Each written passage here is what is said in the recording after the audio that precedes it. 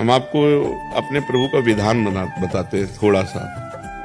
जब प्रभु किसी पर कृपा करते हैं, ये वैभव मिलना कृपा नहीं है, ये पुण्य है। पुण्य से एक घोर पापी को भी बहुत, देखो पाप करके भी उनका कोई पुण्य है जिससे वो सुकृत पूर्व के सुकृतवश चल रहे हैं, नया पाप है। ये वैभव बढ़ना या यश बढ़ना ये भगवान की कृपा नहीं मानी जाती। भगवान की कृपा मानी जाती है अंदर का चिंतन बदलना, जिससे आपके अनंत जन्मों के संस्कार भस्म होकर और अगला जो है वो बड़ा उत्तम होगा। अंदर के चिंतन से होता है, बाहर से कुछ नहीं होता। महत्व अंदर का चिंतन। अच्छा, अंदर का चिंतन हम लोगों का स्वभाव बन गया बहिर्मुखी। बहिर्मुखी मतलब बाहर, बाहर यश कीर्ति लाभ विजय, इससे हमको सुख मिलता है। अंदर से कोई मतलब नहीं रखता कोई बिरला ही अंदर से। अब क्या होता है, भगवान जब कृपा करते हैं तो संत समागम देते हैं, दूसरी जब कृपा होती है तो विपरीतता देते हैं, और फिर अंदर से एक रास्ता देते हैं, ये मेरा रास्ता है, ये परम शांति का रास्ता है, ये शांति का रास्ता नहीं। भगवान वो रास्ता देते हैं और जीव को अपने पास बुला लेते हैं। बिना प्रतिकूलता के संसार का राग नष्ट नहीं होता। किसी को भी वैराग्य होता है तो संसार की प्रतिकूलता देखकर वैराग्य होता है। सब कुछ हमारे अनुकूल है तो हम आनंदित होकर उसका भोग करते हैं। जब हमारे ऊपर प्रतिकूलता आती है तब ठेस पहुंचती है कि इतना झूठा संसार, तो अंदर से भगवान रास्ता देते हैं, ये सही है। भगवान बिना प्रतिकूलता के इस संसार को छुड़ाने का कोई भी औषधि नहीं रखी। आज तक जितने बड़े महापुरुष हुए हैं, जिनका जीवन बदला है, उनको प्रतिकूलता का दर्शन करके बदला है। तो कभी प्रतिकूलता आए तो उस समय आनंदित हो कि मेरे ऊपर अब भगवान की कृपा हो रही है, कि मुझे सतमार्ग में चलने की प्रेरणा मिल रही है। अगर सतमार्ग छूटा हो, ये सब तो एक सेकंड के लिए आप विचार कीजिए।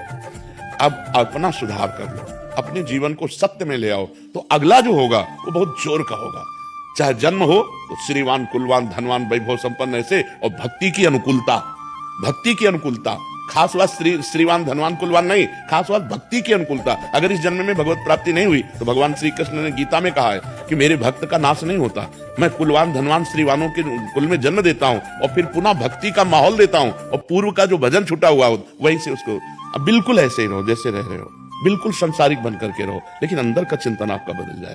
अंदर के चिंतन में आपकी यश की भावना न रह जाए, अंदर के चिंतन में आपको धन बढ़ाने की भावना न रह जाए, अंदर का चिंतन हो जाए प्रभु बहुत जन्म व्यतीत हो गए, अब एक बार आपसे मिलना चाहते हैं, एक बार आपसे मिलना चाहते हैं प्रभु, मुझे आप चाहिए, अब संसार नहीं, तो बात बन जाएगी, तो बात बन जाएगी। तो इसलिए आनंद पूर्वक भगवान का नाम जप करो, बिल्कुल चिंता मत करो। बाबा, क्या नाम जप से हो जाएगा पूरा? ये हम अपने जीवन का अनुभव बताते हैं। सांख्य योग और अष्टांग योग और कर्मयोग और भक्ति योग, चारों योगों में प्रवेश रहा है। पहले हम सन्यासी रहे 20 वर्ष सन्यासी रहे काशी विश्वनाथ जी। तो हम सांख्य योग, अष्टांग योग, जो अष्टांग योग है ना, अष्टांग योग, कर्मयोग, इन तीनों को अच्छी प्रकार जान करके और फिर भक्ति योग में आए हैं। स्वयं भगवान शंकर से बढ़कर कोई ज्ञानी तो नहीं ना, सनकादि से बढ़कर कोई ज्ञानी नहीं। वो हरिशरणम सनकादि हर समय जपते रहते हैं। भगवान शिव राम राम राम राम राम राम जपते रहते हैं। हम वृंदावनवासी प्रिया प्रीतम के उपासी, तो जो राम में राह है वही राह है, जो धा है ये रस देने वाली वस्तु है। तो हम राधा राधा राधा राधा, मतलब आप ये समझो कि हमारी इतनी तार्किक बुद्धि रही, हमारी श्रद्धालु बुद्धि नहीं रही। सन्यासी की जो बुद्धि होती है वो तर्क प्रधान होती, कसौटी पर कसने पर। तो हम केवल भावुकता में राधा राधा का प्रचार नहीं कह रहे कि हमने सुना और ऐसे ग्रंथों में पढ़ा, ऐसे कह रहे, स्वयं स्वाद लेके कह रहे और विश्वास के साथ कह रहे कि यदि आप राधा राधा जपते हो तो इसी जन्म में भगवत प्राप्ति हो जाएगी, इसी जन्म में। जैसे किसी से कहा जाए कि तुम सत्य बोलो, मंदिर में चढ़ के बोलो, तो हम मंदिर में नहीं, हम वृंदावन में बैठे हैं। करोड़ों मंदिर इसकी समानता नहीं कर सकते, भगवान का परम धाम है। अगर राधा राधा नाम चल रहा है तो इसी जन्म में भगवत प्राप्ति हो जाएगी। हमारी आखिरी श्वास यदि राधा, तो मुझे श्री जी की प्राप्ति, भगवान की प्राप्ति हो जाएगी। इसमें कोई संशय नहीं, और किसी साधनों की कोई आवश्यकता नहीं। आप केवल अंदर ही अंदर चलाइए और लिखिए। देखो, हम जो कह रहे हैं उसको समझो। बहुत अधिक नाम जपने की हमें चेष्टा नहीं करनी, कम संख्या हो लेकिन मन लगा करके हो। जैसे हम, अब देखो, आप लिखो राधा, अपने दिमाग में लिखो, खुले नेत्र लिखो, या बाहर देखो, दिखाई दे रहा है राधा लिखा हुआ, वही कान में सुनो राधा, वही अंदर उठाओ राधा, ये तीनों का एकाकार हो जाए तो ये करोड़ों नाम जप के बराबर है।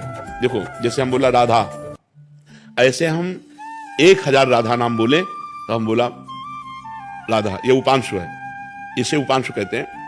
राधा राधा राधा राधा 1000 बार, ये उपांशु हुआ।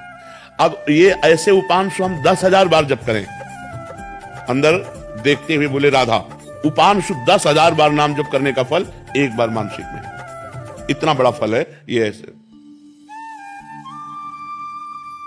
राधा राधा राधा चल रहा है, नेत्रों से हम उसे देख रहे हैं, कानों से उसे सुन रहे हैं। आप देखना कि अगर मन भगेगा तो आप लिख नहीं पाओगे राधा नाम, अगर लिख रहे हो तो मन भगेगा नहीं। तो चाहे 10 बार लिखो, 100 बार लिखो, लेकिन एक अभ्यास बनाओ ऐसा कि कुछ समय शांति से स्नान आदि करके बैठ गए और राधा राधा लिख रहे हैं, उसी का चिंतन कर रहे हैं। इसे अपना जीवन बना लो, फिर आप परिणाम में खुद देख लेना, कोई घाटे का सौदा तो है नहीं। ठीक है, ये सखी को दे दे, ठाकुर सिंह जी की है।